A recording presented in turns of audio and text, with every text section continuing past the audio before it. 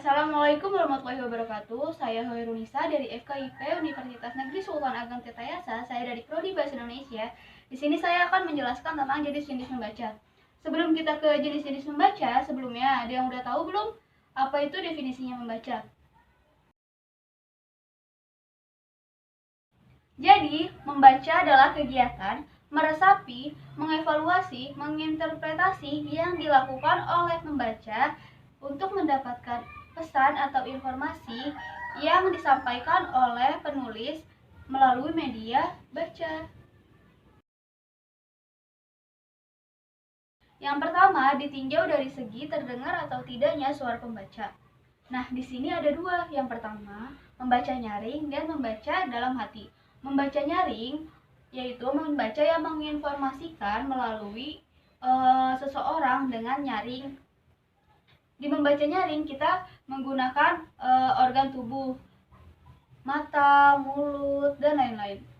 Dan ada membaca dalam hati. Membaca dalam hati yaitu membaca dalam hati, hanya menggunakan mata dan suasana yang tenang. Yang kedua, ada ditinjau dari bahan bacaannya. Ada membaca ekstensif dan intensif.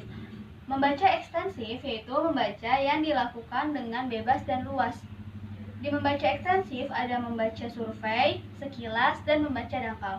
Membaca survei itu ada scanning, membaca sekilas ada skimming, dan membaca dangkal itu adalah kegiatan membaca yang bukan dilakukan untuk ilmu pengetahuan, tetapi hanya melakukan kesenangan. Contohnya novel, cerpen, dongeng, dan lain sebagainya.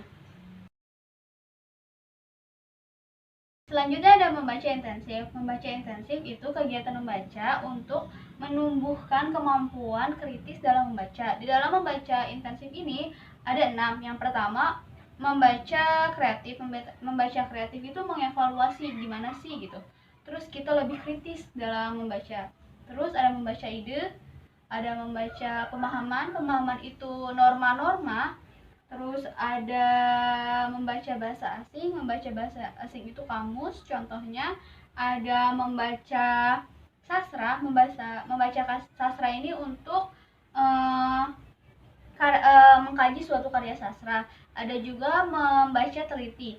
Membaca teliti ini membaca secara detail.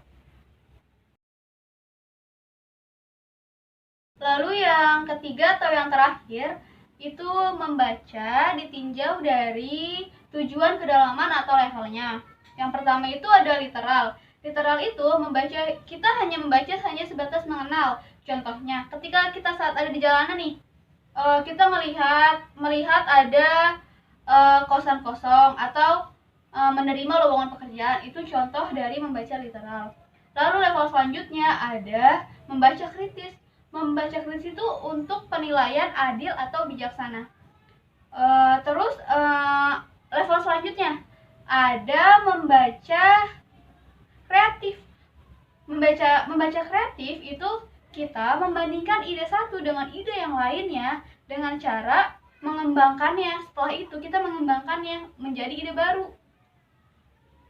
Baiklah, sekian jenis-jenis membaca dari saya. Kurang lebihnya mohon maaf. Wabillahi taufiq wal hidayah. Wassalamualaikum warahmatullahi wabarakatuh.